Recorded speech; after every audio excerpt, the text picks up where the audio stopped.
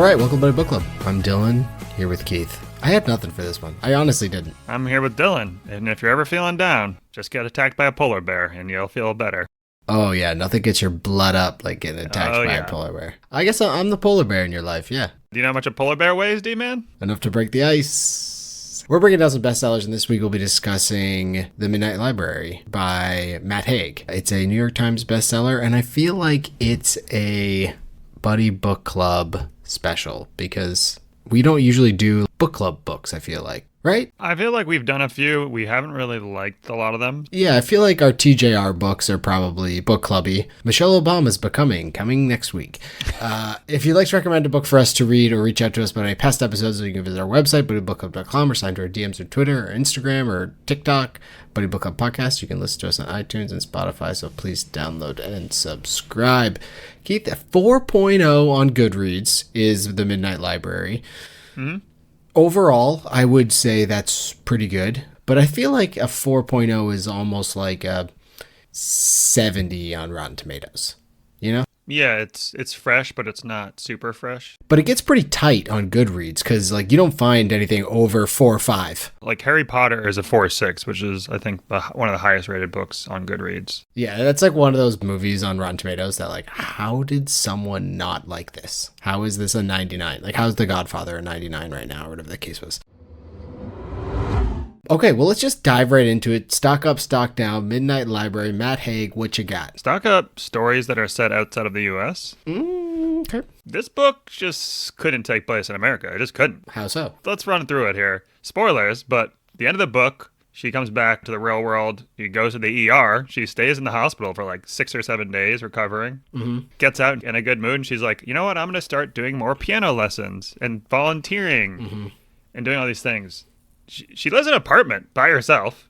She has no other income other than piano lessons, which I don't think pay that well. She has a $100K bill from the hospital if this were America. Oh, yeah. She has a massive college debt if this were America. She can't do any of this stuff. There's nothing she can do. She's going to be riddled with debt. She's going to be like stuck in her position. She's been working a minimum wage job. She's been basically working at like a Guitar Center for the last, 10 years. So I don't really understand where she can go. Yeah, if this was America, she'd have 1 week of happiness, and then that medical bill would come in the mail, and she'd just reach for the bottle of the antidepressants, because well, you'd realize, like, oh, the interest on this bill is more than I'm making in piano lessons. In America, she wouldn't have health insurance working at Guitar Center. Yeah, she wouldn't have that, so it'd be out of pocket. They'd be $100K bill, and then they'd be like, you know what? We'll do you a solid. If you pay right now, straight cash, it'll be $85K. We'll do you a solid. I feel like you can just disregard medical bills. People tell me that, and I'm not sure if it's true. I've called and been like, I can't pay this. Can I give you and I just mentioned something that's lower? And they're like, yeah, that's fine. And then they just write it out. I'm like, wait, what? It actually works. What have you done that for? I just basically say I can't pay this full amount. Uh-huh. And they usually are like, well, if you can pay this amount right now, we can clear it. And I say, oh, okay. Are we getting too personal here? But like, what medical bill did you have that was so high? Like, did you have an adult circumcision or something? There hasn't been any. I'm just saying that's what I did. I mean, I could pay them, but I didn't want to pay the full amount. So it'd be like a $30 copay, and you'd be like, no. I went to the ER. It wasn't anything big deal. It was just like the doctor told me to go just in case, and it was over $1,000. I think it was $2,000 just to walk in the door. Wow. The ER. I'll have a gunshot wound. I won't go to the ER next time. I was so upset because the doctor told me to go. I was calling the doctor, and they're like, "Yeah, just go in. You're gonna get all this. You're gonna need blood work and stuff. Just go in." And I was like, "All right, whatever." And I was like, "No, never again. I'll listen to a doctor. They don't know anything they're talking about. Everything's fake." Okay.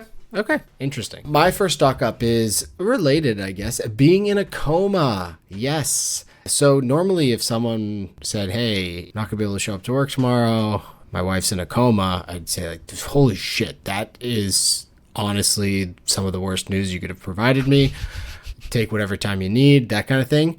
But when you're in a coma, you actually just go on this awesome adventure. You're like Bilbo Baggins. Gandalf just showed up with some dwarves, and you're about to go on an adventure. So I was like, maybe it was just her. But no, the other slider she met, he was like, oh, yeah, I'm in a coma, or whatever the case was. So it's like, so everyone in a coma is just living these different lives and having a blast doing it. I might walk into traffic tomorrow just to see what happens. How about the fact also that they were just coming on saying, "Oh, I'm a slider," and they don't even reference the TV show, the great TV show Sliders. Well, I guess I'm gonna burn my next stock up, which is Sliders, because yeah, we've talked about this before too. have we? Okay, so you've seen Sliders then? Oh, of course. For those that haven't, Jerry O'Connell, a young fat boy who turned into a very skinny man, and Gimli, son of Gloin, another Lord of the Rings reference. He's in it. They use this computer or whatever. It's exactly this. Got into a wormhole, but then they can't get out. But every certain amount of time, they have to go and enter the wormhole, or else they get stuck for like decades. Just a great premise to show. And then I saw recently, because, watching Football Sundays or whatnot, they redid it with this guy. It's like Quantum Leap or something like that. Honestly, looks terrible. And realistically, we could probably go back and watch Sliders and say, whoa, it'd be awful. It is not good. but in my brain, it is. And in a minute library. And at the time, it was revolutionary. I felt like to me. Yeah. Well, they did actually, I think, go back to the Revolutionary War, but it went the other way. So, spoiler alert for Sliders. What else do you have for stock up? Stock up, Night at the Museum. I don't know why. This might just be my brain, but for some reason, I kept thinking this book was just going to be the hilarious, and by hilarious, I mean, okay. I enjoyed comedy Night at the Museum. Yeah. There's 4 of them. No. That's kind of crazy, right? Yeah. No. I think Why? one's animated. It's on my list somewhere in my movies archives. It's probably like a 2 plus for me, which is like out of 4. You know what I mean? It's a Sunday movie. It's a Sunday it's a comedy great movie. shitty Sunday movie. Yeah. They're not that funny, but they're super funny compared to this book. I went into this book thinking, honestly, I didn't read anything about it, but I just saw the cover. And it's kind of like a goofy cover, right? Yeah. So I was like, oh, she goes to the library, lives all these adventures. And I was like, oh, this is going to be fun. And then the first quarter of the book, I was like, Jesus Christ. And I will say, we've read some depressing books. At the end of this book, I was more depressed than I've ever been on any book. The ending wasn't good. It was a terrible, terrible, more depressing ending for me. I didn't get it. It's funny that you said the Night at the Museum thing, because I used to read this children's book back in the day, and I can't remember what it was, but the premise was a brother and sister, I think, were in the Smithsonian and like got locked in for the weekend. And or either that or they were living at the Smithsonian. I think that's what it was. They were living at the Smithsonian like as life was going on around them, and they'd like go to the wishing well to like take money out to, buy food or whatever. But it was just kind of like their experience, their growth during that. And I kind of thought that's what this was going to be. But then the wife said, oh, if you like dark matter, it's very similar to that. And I'd say the similarities end at the point when it's like parallel universes. It is very different than dark matter. Yeah. Yeah. A lot different. My next stock up is Schrodinger's cat. It's going to be a stock up every time for me when it's in a book that we read on the Buddy Book Club, because it gives me the opportunity once again to ask you to explain to me the thought experiment that is Schrodinger's cat. Please.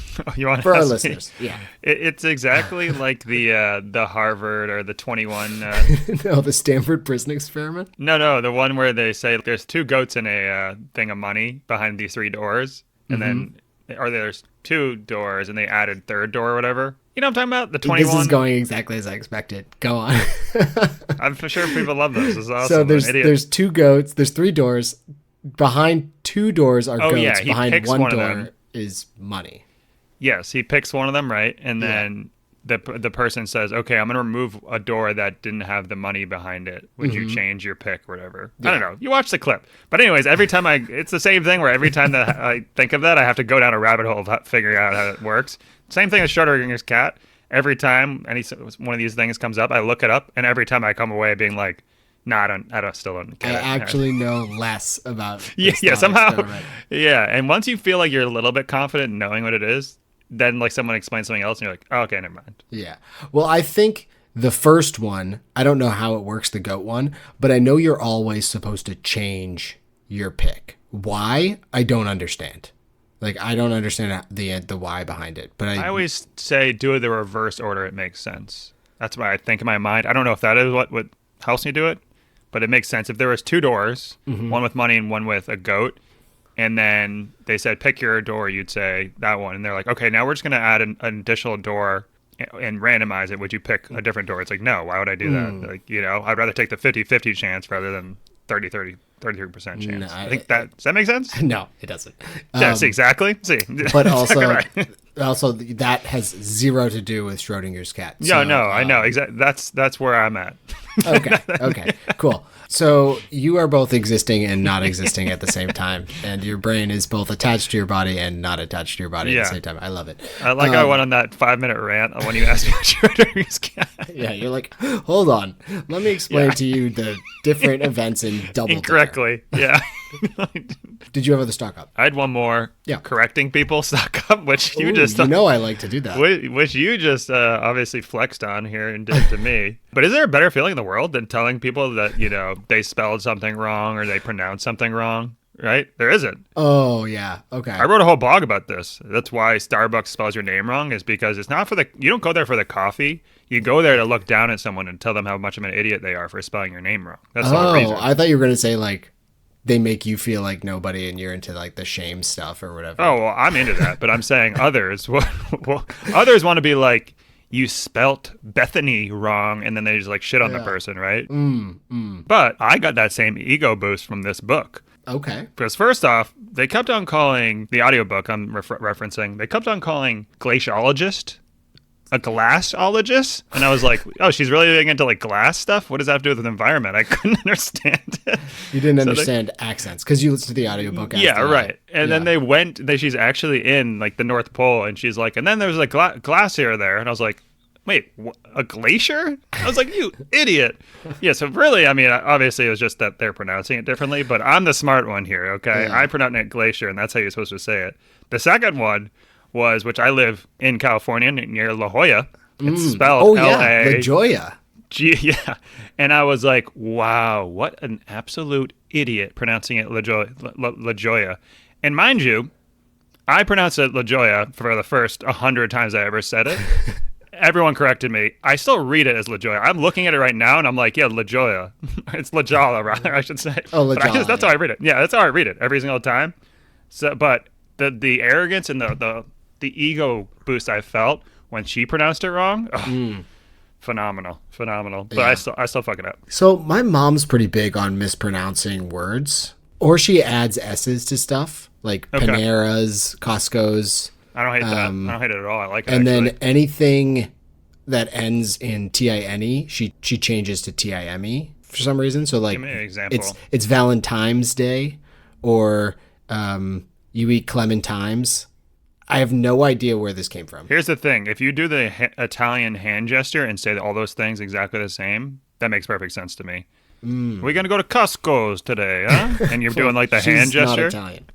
No, but she is in my mind now. Okay. I mean, you put the S at the end, or you put the little Italian hand gesture. Yeah.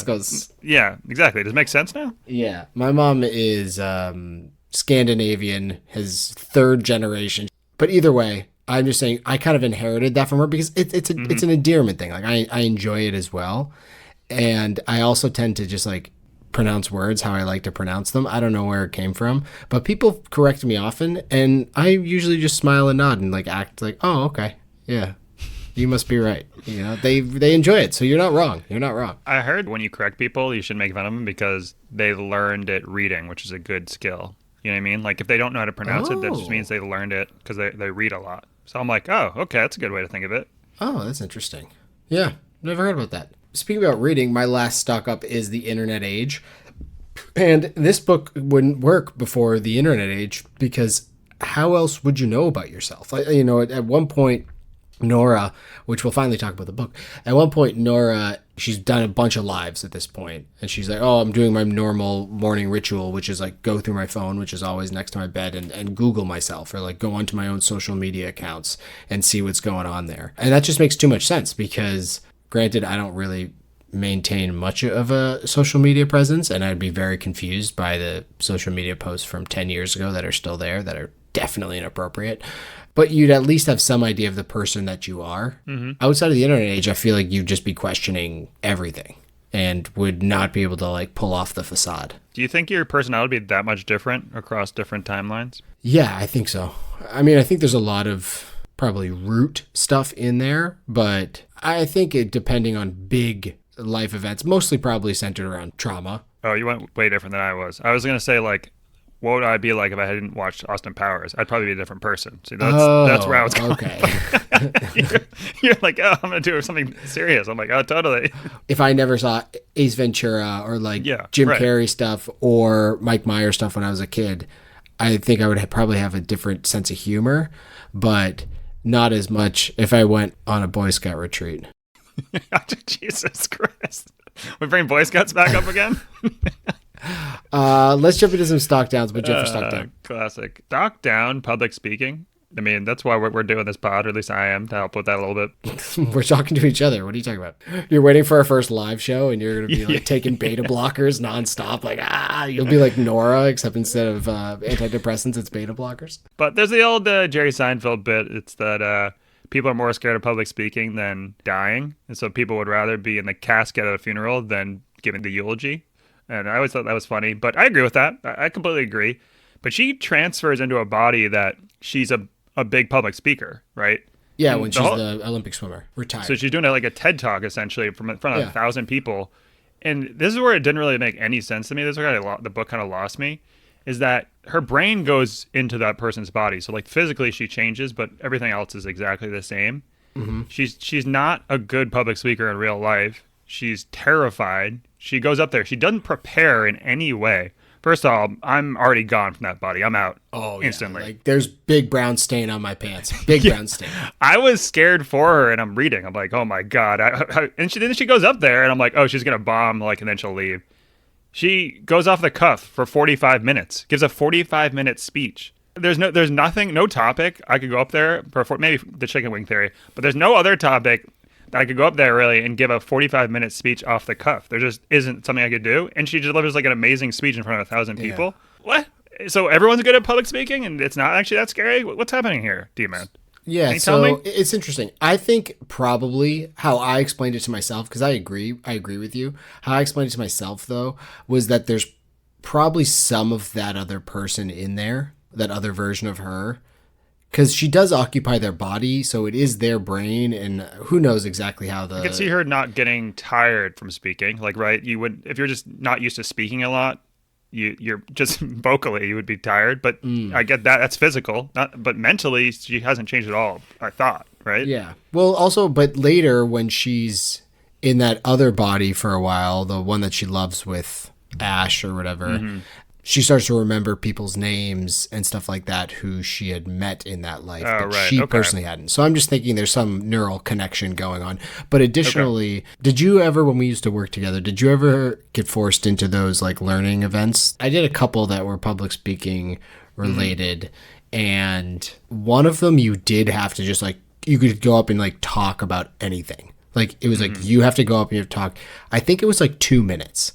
And honestly, like I could talk forever, but it was hard to try to think about something that I could like. I was like, what can I talk about for 2 minutes? I was like, maybe GoldenEye 64, you know? Like, so if you were put in that position, let's say 5 minutes, you had to talk for 5 minutes about one subject, what would you talk about?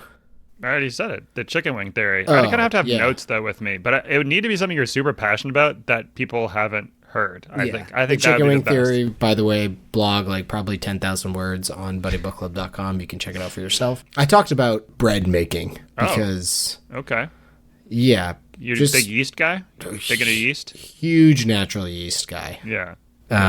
So yeah, that's what I did. But I could talk about it for 5 minutes. I don't know if I could talk about it for 45 minutes. You know, you could talk about the Buddy Book Club for you know. You're all passionate about it. We could talk about books, but we also like I could talk about a book for 5 minutes, but I need someone to respond to it. Otherwise, I'm just like, right, guys? Anyone? Oh, I meant more of just like bigger picture, not like a specific book. Like, yeah, if someone, I could go up and talk about Harry Potter for an hour and I'll talk to people about Harry Potter. That's what I do anyways. You know what I mean? I walk into a room, I'm like, all right, so Ron Weasley, kind of a cuck, right? What's the deal?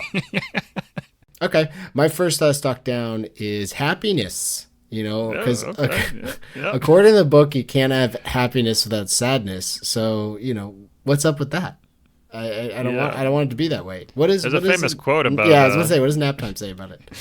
You can't appreciate the sun without the rain. Mm-hmm. See, as much as he's a lyrical genius, I just don't want to agree with that sentiment. I wish that we could just have happiness without the sadness. It doesn't seem necessary. But honestly, I brought up this point because there were so many cliches and platitudes in this book that they just started to get stale real fast. I was annoyed by we get it. You read philosophy books. I just didn't like being talked down to a little bit there. Like Henry David Thoreau from Concord, Massachusetts. Concord, yeah. How far were you away from Concord? 5 minutes. Yeah, me too. Not that cool. My next stock down. Okay. I was like, she's like, one day I'm going to visit Concord, Massachusetts. Like, well, let me tell you what, you might kill yourself when you go there. So yeah, this was my next stock down, and it's more of just a warning to people in general. And it's because of that part of the book when she was like, oh, I'm going to go visit Concord, Massachusetts and see where Henry David Thoreau spent his summer or whatever the case was. Walden Pond stock down. And don't get me wrong, Walden Pond is wonderful.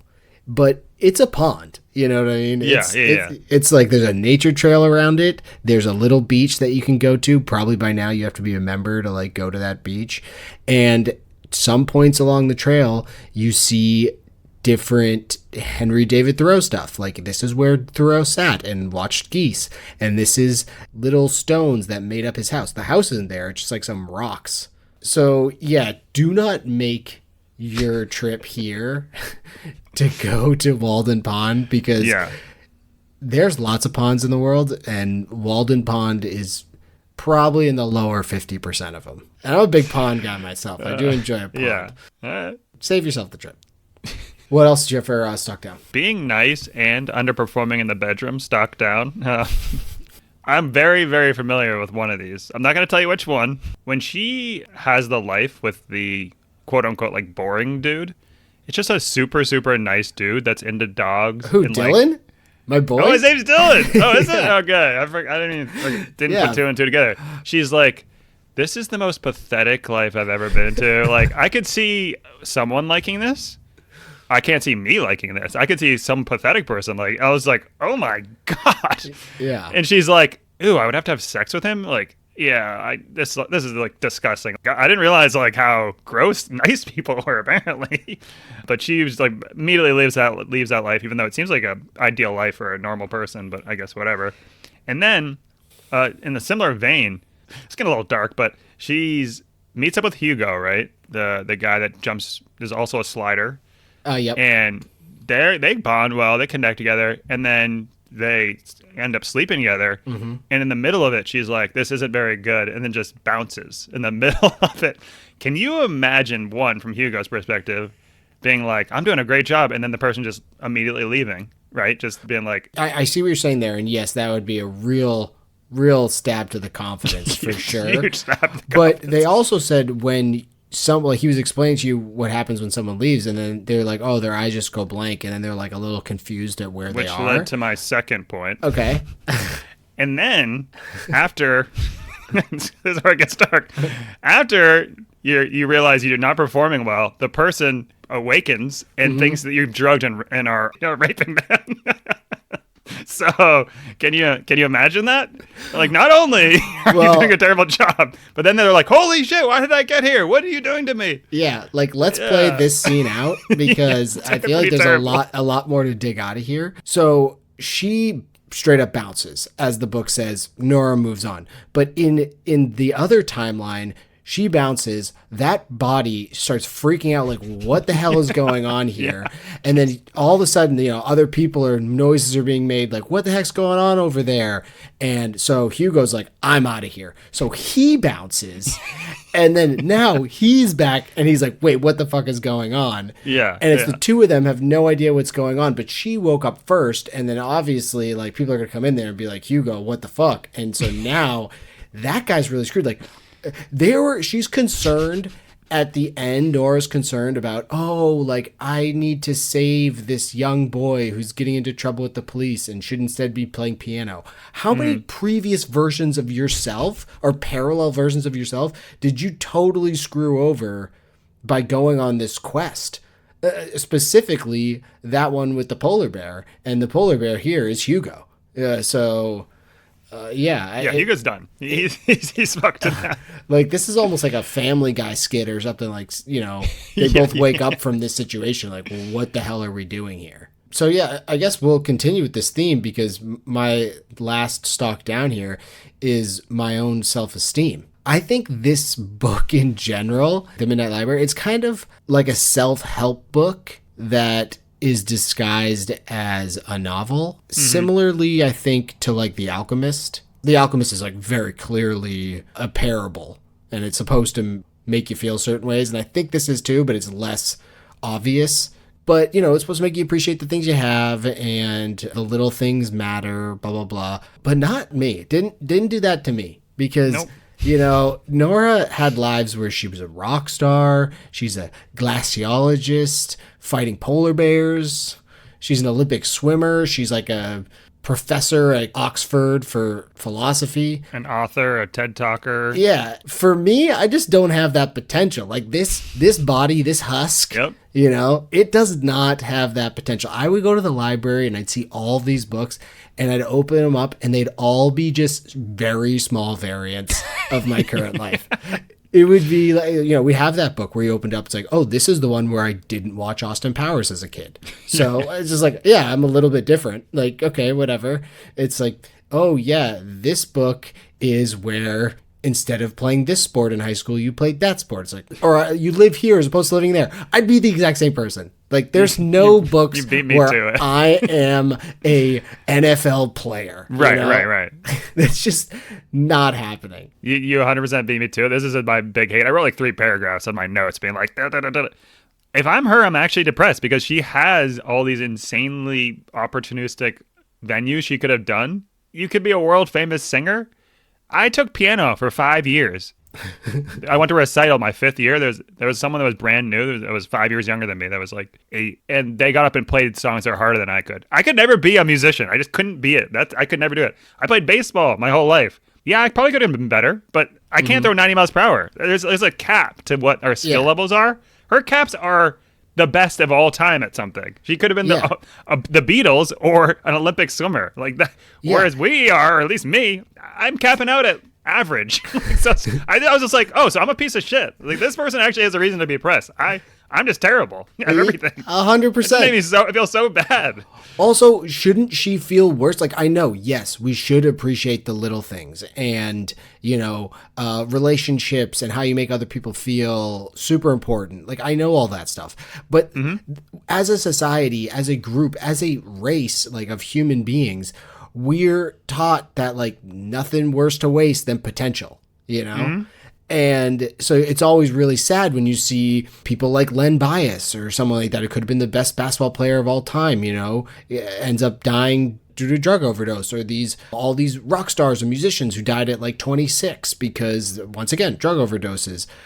But she just decided pretty much like, I want to work at this crappy guitar store, and she has all of this potential. So and she has all these skills. Yeah. After you saw that, I have all that ability in me, and then didn't do those things, I'd feel worse about myself. Yeah, that's the reason too. It's depressing. It's like you get done, and you're like, oh, I don't have any of these skills. What if I wanted to do a life change or do something different? She can do it. Any field she could go to. Me? Yeah. I literally have no skills. What am I going to do? Yeah. So I was just like, this is the most depressing thing I've ever read. And Nora goes back to like become a piano teacher. Like, hold the phone. Like, go back and do your studies. Become the like, you want to change lives? You have that ability to change lives. Changing people's lives like one at a time over piano. I don't know. I'm more of like a do it for the bigger picture kind of thing. Maybe she's taking her pianos to YouTube. Yeah, we were on the exact same page there. Okay, cool. So we don't obviously have necessarily a favorite scene, but I would like to know what your favorite life choice would be for her. So we've talked about a couple, but polar glacier expert, Olympic swimmer, small town pub owner, superstar musician, philosophy professor with a wonderful husband and child. What's your pick? Is this for me or is this for her? I don't know. You can do it as you want to do it. In this version, in this universe, it could be one thing. In a different universe, it could be another thing. So, however you want to take that question, go for it.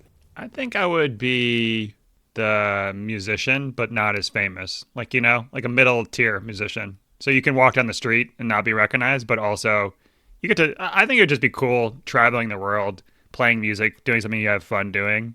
And, but yeah, I would try to take a tier down from that, if that makes sense.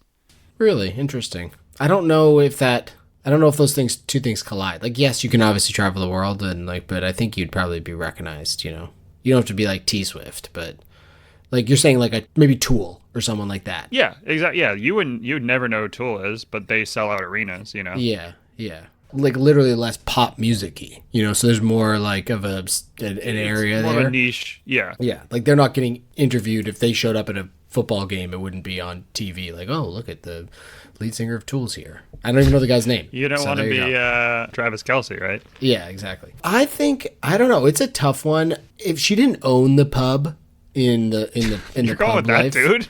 Jesus. No, that's what I'm saying. It's like he'd go to the curb like real quick, like see ya. But he owns the pub, and she seemed to have better ideas with it anyways. And then she also has that musical talent, so she could use it at the pub, play a little piano. Mm-hmm. There's just something dignifying and humbling about being a small town pub owner in Ireland or something like that. Just, it sounds nice. I also think though that whenever you think of being at a bar or a pub, you're in the best mood you're going to be in. It's Friday, you're having drinks, after work, you're blowing some steam off. If it's a Tuesday and you're hungover after drinking on a Monday night and you have to open the bar up, I don't know about that. I don't know if I really would love that. But I don't think I would have a drinking problem. Like, I don't think that would happen. I'm not saying a drinking problem. I think you're just like, on a Monday night, you're like at a bar, there's a thing of scotch in front of you, and you're like, I'll have a sip. It's one of those things where it's like, it's there. Yeah. It's like if I owned a pizza place, I'm eating pizza every night, even though I don't want to eat pizza every night. It's just like, I'm doing it. Fair. That's fair. The Olympic swimmer doesn't sound too bad. Obviously, you'd lose a lot of your early life to swimming, but you retire early. You just walk, you do some chats around the globe. I don't want to speak. Yeah. Or swim, for that matter. To be fair. Yeah. We don't really have a favorite character here. Do you want to pick a character? I mean, I don't think Dylan got his fair shake. You kind of talked about that before. Yeah, he lives with a bunch of dogs. Just get him a Dyson stick vacuum, the Animal V11. It works great. Probably shouldn't have that many dogs, but at the same time, whatever. He's saving animals. So, seemed like a nice guy. And I don't really know what her deal was. I think he had like 10 dogs though, so that might be a lot. But yeah, he's an animal like lover. A good guy. Yeah, he's just too nice, I guess. I don't know. I liked Izzy, the Australian friend. The whale person? Anytime she visited Australia, that she just immediately died. Is that how that worked? I didn't there's no book where she could open where she could actually hang out with her friend and see if the life was good there. It didn't make any sense to me. It's like, oh, what happened to Izzy? It's like, oh, she's dead. What? Yeah. Okay, let's open a different book. Like, no, let's not. Let's just hang out here. No matter what happens, you fly to Australia, she dies. Yeah. Okay, I guess. Yeah, it seemed like there must have been a nice life in there that they didn't want to go into. So I liked Izzy as well, and also they rekindled it on her regular life, her root life. Love, hate, what did you love? I thought it was entertaining at parts. It was cool to kind of jump around the lives and see the different stories or different settings that she could have been in. And, I think they were all written well. Being a rock star, what that would be like versus being a TED Talk person, all these different things. So I thought that was just entertaining. I thought it was a cool way to do things. I mean, that's why I like the show Sliders, so.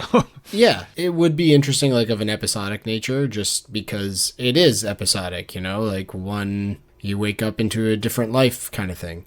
And I thought they were pretty good as well. The beginning of the book definitely had me. It wasn't one of those ones that I was kind of confused or didn't really fall into at the beginning because we kind of knew where it was going to go. I mean, maybe not the like her offing herself part.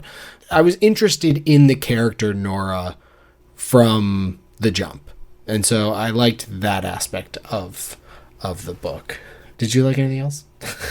I thought it was a metaphor for drug use. Do drugs and you end up in the midnight library, and then you're just chasing different stories and different lives, but you end up realizing that nothing's going to make you happy. You need to find happiness yourself. It's not the drugs. Whoa, deep, huh? Keith, Yeah, we're reading a real book club Henry book, David and you Thoreau. give a book club response. Wow. Yeah, I was looking out at the seagulls at Walden Pond, and that came to me. I don't know if there's seagulls there. There's like yeah, well, ducks. Ducks? Yeah. A couple ducks in the pond? All right. Probably. Okay. Yeah, I could see that making sense. And it would be a cool movie idea. They should name it Butterfly Effect. All right, I'll see my way out. I actually need to rewatch that. It was pretty dark. I We remember. rewatched because Caroline hadn't seen it. Ex Machina, your favorite movie. You liked it? We watched it the other day. That's tense. No. It wasn't. No, I liked it less you- the second time I watched it. Actually, All right. Good for you. Good for you. All right.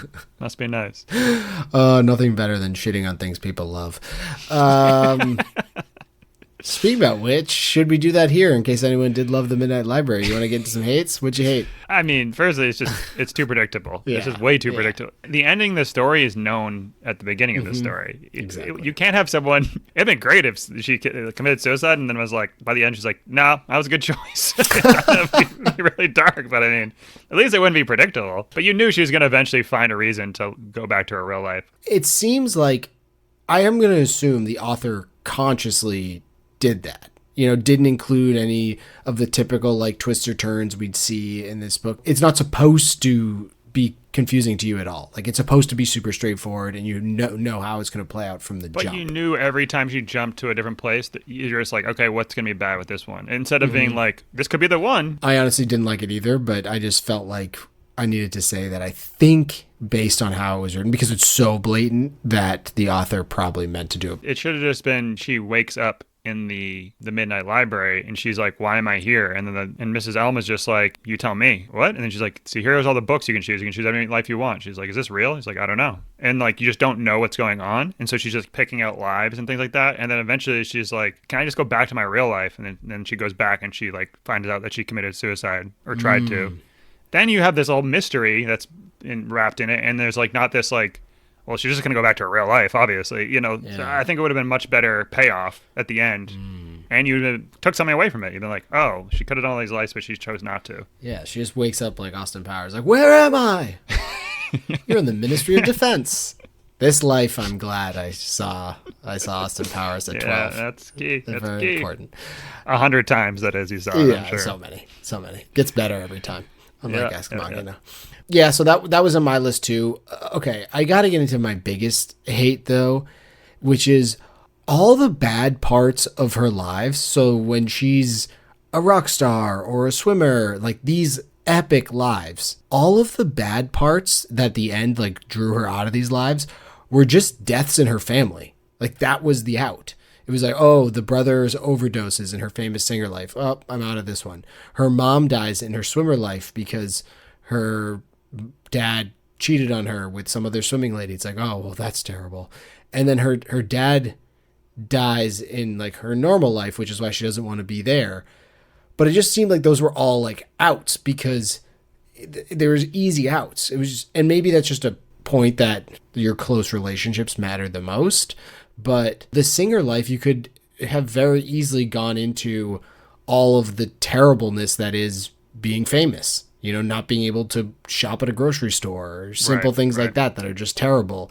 And in her swimmer life, maybe it was taxing on the body and she doesn't feel great, even though she does feel great. She's in great shape. I don't know. There's just something else you can do besides like those are the first two big ones. And then she's like, wait, where's mom? It's like, oh, mom's dead. It's like, I'm out. It's like, what? But then the worst part of it all is in her favorite life, which is when she marries Ash. She's like the philosophy professor and she has her daughter who she loves. She's like, oh, where are my mom and dad? It's like, they're both dead. And she's like, all right, let's keep going with this one. It's like, wait, what? In all of the other ones, it was a deal breaker because one parent was dead.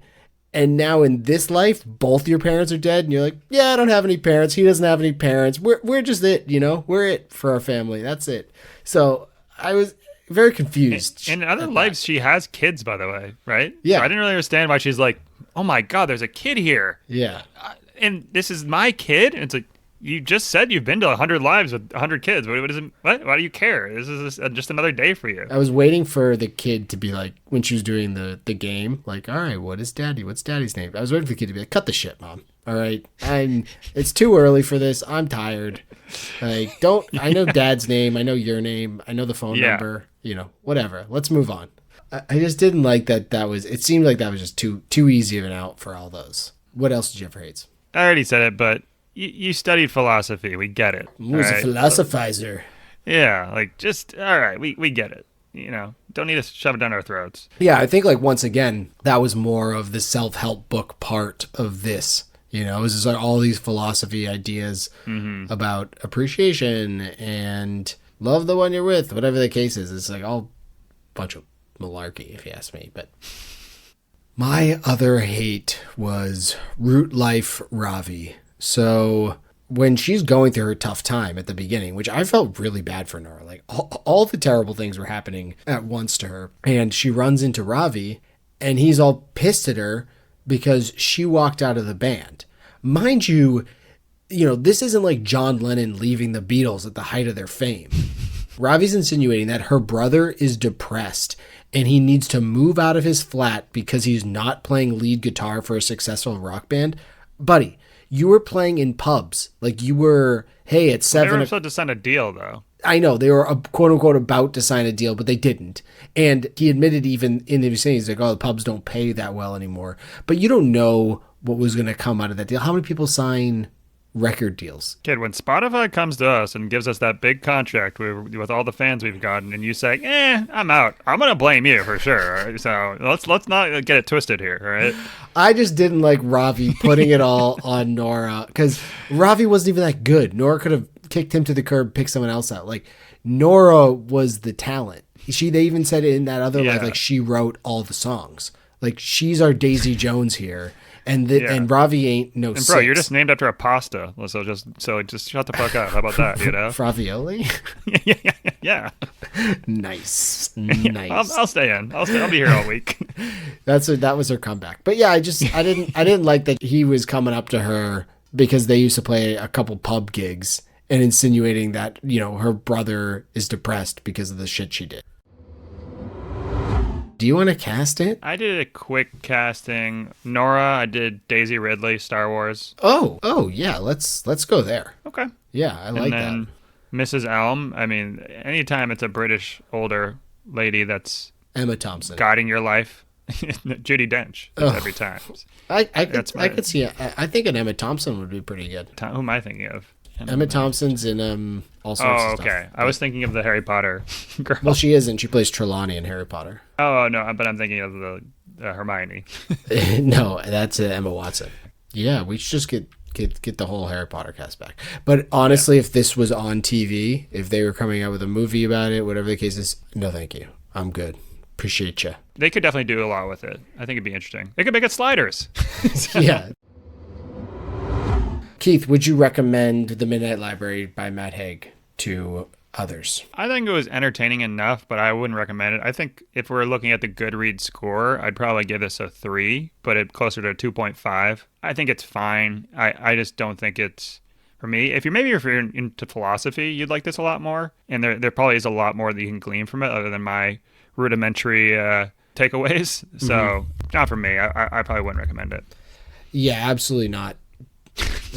You're a little bit more. Yeah, hardcore. Absolutely not. It was definitely in the bottom quartile of books we've read for me. It didn't anger me. Some of the books I really didn't like, it just angered me. This one was just predictable. No, it wasn't that's like what I'm super, saying. Like it was just like know. it was a snooze fest. Honestly, Okay, yeah, I was just like, okay, this is like I get it. You're into another life, and there's going to be a point of this life where you're like the individual life wasn't that interesting, and then I knew you were going to get out of it. And we all know that you're going to go back to your root life and you're going to start appreciating the things that you have and, the small things that you do for other people and how that impacts their lives. Like, yeah, I got it. I get it. It could have been a short story, like 50 pages, because there's no real character development outside of Nora. And she doesn't even really develop necessarily. It's kind of like she just realizes. If you've ever read any self-help books, the first chapter or like just summarizes everything you're about to read, and then you don't need to read the rest of the book. Oh, so yeah. 100%. That's what this is. Yeah, 4-hour work week. I turned that into a 4-page book. It was wonderful. I know it got a lot on at least the Reddit, our books, the subreddit.